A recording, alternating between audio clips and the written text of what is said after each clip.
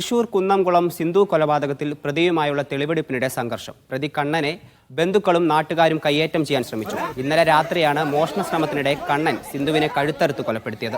സിന്ധുവിന്റെ സഹോദരിയുടെ ഭർത്താവാണ് കണ്ണൻ.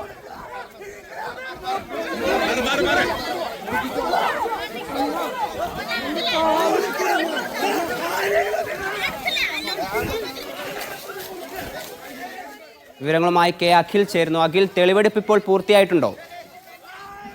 ഹരി, വൈകുന്നേരം 5 മണിയോടുകൂടി തന്നെ തെളിവെടുപ്പ് പൂർത്തിയായിട്ടുണ്ട്. വൈകുന്നേരം 4:30 കൂടിയാണ് ഈ കത്തി ഉപേക്ഷിച്ച സ്ഥലത്തേക്ക് കണ്ണനുമായി പോലീസ് എത്തിയത്. ഇന്നലെ രാത്രിയിലായിരുന്നു ഈ കൊലപാതകം നടത്തിയത്. രാത്രി കൊലപാതകം നടത്തിയതിനു ശേഷം ഇയാൾ രക്ഷപ്പെടുന്നതിനിടയിൽ കത്തി ഉപേക്ഷിച്ച സ്ഥലത്താണ് പോലീസ് ഇന്ന് തെളിവെടുപ്പ് നടത്തിയത്. നാട്ടുകാരായിരുന്നു കണ്ണനെ ഈ കൊലപാതക ശേഷം പിടികൂടിയത്. കാരണം അയൽവാസി പറഞ്ഞിരുന്നു കറുത്ത വസ്ത്രം ധരിച്ച ഒരാൾ എത്തിയിരുന്നു എന്ന്.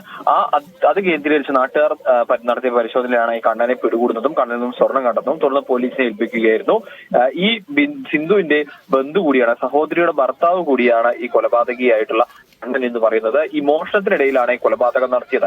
കണ്ണനെ കുറച്ച് സാമ്പത്തിക പ്രശ്നങ്ങൾ ഉണ്ടായിരുന്നു, സാമ്പത്തികമായ ബുദ്ധിമുട്ടുണ്ടായിരുന്നു. അതിനുവേണ്ടി സിന്ധുവിന്റെ കൈവശമുള്ള സ്വർണ്ണങ്ങൾ അപഹരിക്കുകയായിരുന്നു ലക്ഷ്യം. ഇതിനിടയിലാണ് ഈ എതിർത്തപ്പോഴാണ് ഈ കണ്ണൻ കഴുത്തറുത്ത് സിന്ധുവിനെ കൊലപ്പെടുത്തുന്ന ഈ സാഹചര്യത്തിലേക്ക് കാര്യങ്ങൾ പോയത്. അതിനെ തുടർന്നാണ് ഇവരുടെ ബന്ധുക്കൾ, അതായത് അടുത്ത ബന്ധു തന്നെയാണ് ഇത്തരത്തിൽ കൊലപാതകം നടത്തിയെന്നാണ് ഇതിനെ കൂടുതൽ വൈകാരികമാക്കിയത്.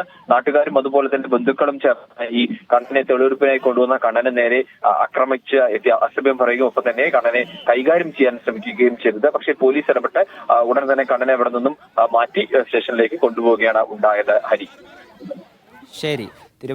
തൃശൂർ കുന്നംകുളത്തെ കൊലപാതകത്തിൽ ഇപ്പോൾ പ്രതിയുമായുള്ള തെളിവെടുപ്പ് പൂർത്തിയായിട്ടുണ്ട്. തെളിവെടുപ്പിനിടെ നാട്ടുകാരുടെ സംഘർഷമുണ്ടായെന്നുള്ള വിവരങ്ങളാണ് ഇപ്പോൾ കെ അഖിൽ പങ്കുവച്ചത്.